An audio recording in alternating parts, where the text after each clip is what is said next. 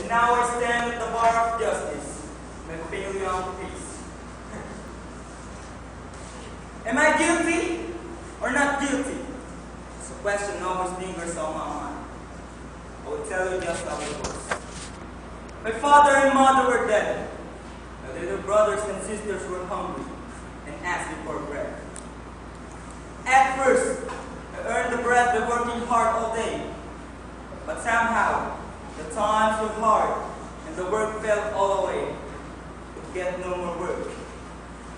That night, the weather was bitter cold. My little brothers and sisters were crying, shivering, and craving for food. My brother and I heard the rush and asked a piece of bread from the sales lady. But she pushed me, scolded me for I am nothing but jerk. So I got a piece of bread and went on the way, but bang! The gun went off and my brother fell dead. You know, it's a piece of bread. I got it for you. Please, what does?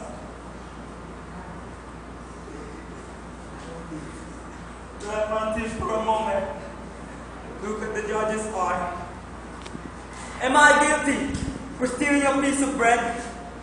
What about you? My innocent brother, Everyone in the courtroom was crying. They knew that I spoke the truth. Regret for